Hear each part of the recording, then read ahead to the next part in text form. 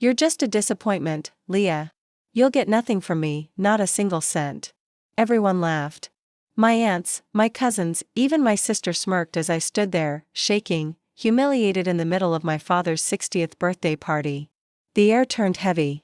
I clenched my fists, but I didn't say a word. Not yet. If that line shocked you, you're exactly where you need to be. Don't forget to like, subscribe, and share, because what's coming next will blow your mind. My name is Leah, and for most of my life, I was treated like I was invisible. My father, Richard, a wealthy real estate developer, had always made it clear that I wasn't his successor. That title belonged to my older brother, Brandon, the golden boy with the loud suits, the louder mouth, and absolutely zero sense of responsibility. Growing up, I was the quiet one. I didn't party, I didn't complain. I studied. I worked. While Brandon crashed sports cars and dated interns, I was learning how to code, staying up till 4 a.m. building tiny websites that would eventually become the foundation of my future empire, but none of that mattered to my family. At dinner tables, I was always the one asked to pour the wine or take the photos. Never the one asked about my life. And on my father's 60th birthday, I became the punchline of the night. He raised his glass, cleared his throat, and said, "Let's all toast to the people who matter, Brandon, who's taking over the family company, and Emily, who just bought a house in Malibu. As for Leah, well, maybe one day she'll figure things out." Everyone laughed like it was the funniest thing they'd heard all night. My sister whispered loud enough for me to hear. "She's still renting that tiny place, right? With roommates." What none of them knew was, just 2 weeks earlier, I had signed a deal that would make me the majority shareholder of one of the fastest growing AI startups in Silicon Valley. The ink was dry. The valuation? $42 million. But I hadn't told a soul, because I was waiting for this exact moment. Then came the part that stung most. Dad leaned into the mic and said, "And just to be clear, when I die, my will reflects reality. My successful kids will inherit the legacy. Leah, you're on your own. Consider it tough love." There it was. The public execution, but before the cake could be cut, before the band started playing again. His lawyer, Mr. Whitman, walked in, with a file in his hand, and everything changed. Everyone turned as Mr. Whitman entered, his expression unreadable, but his presence alone shifted the room's energy. He wasn't supposed to be at the party. He was Dad's private estate lawyer, strictly business, never personal. But tonight, he wasn't smiling. And he wasn't carrying a drink.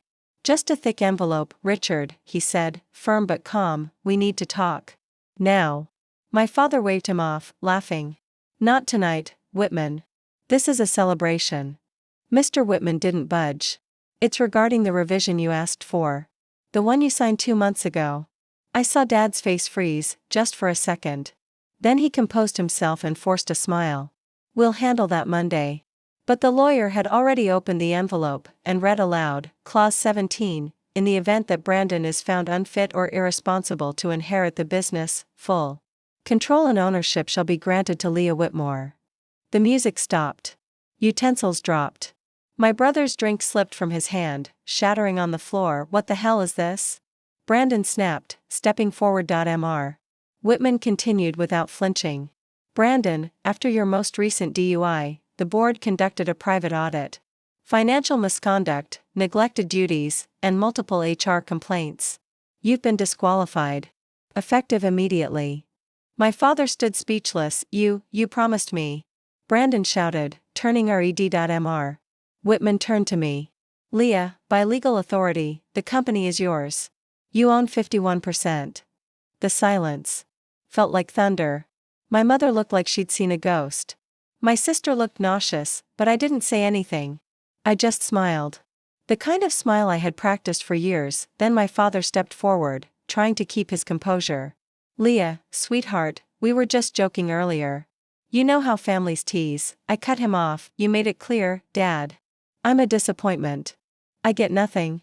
So let me return the favor." I reached into my purse and pulled out the second envelope I had brought, a termination notice. Brandon had been employed under my father's company. "Not anymore, Brandon, you're fired." "And Dad? Your retirement fund?" "Yeah. It's frozen until we complete the fraud investigation." Gasps echoed across the room. I turned to the stunned crowd. You all laughed. You all clapped. Now you'll all remember this night. But what I didn't know was that Brandon had one more card to play. Brandon's face twisted into something I'd never seen before, rage mixed with panic. But then, just as fast, he smirked. That smug, sleazy smirk that always meant he was about to do something reckless. You think you've won, Leah, he spat. You really think it's that easy? He pulled out his phone and tapped a few buttons. A second later, the projector behind the stage lit up. The screen flashed, and suddenly, there it was, my old resume. The one I used back when I was freelancing just to survive. It had logos of tiny companies, vague job titles, and no mention of my startup. Ladies and gentlemen, Brandon announced, pacing like some twisted game show host, here's your new CEO. A nobody. A failed designer who begged for scraps online. This is who you're cheering for. Some guests chuckled. A few whispered.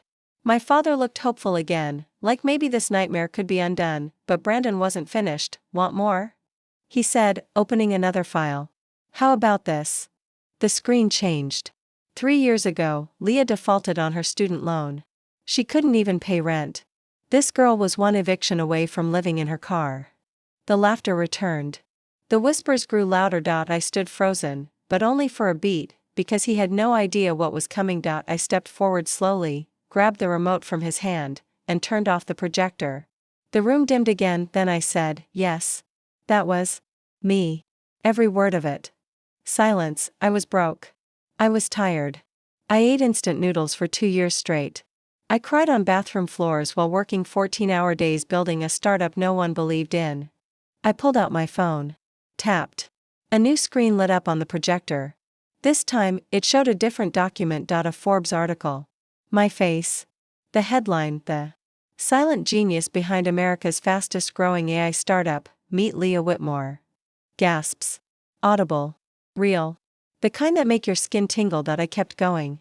While Brandon was wrecking sports cars, I was raising $18 million in seed funding.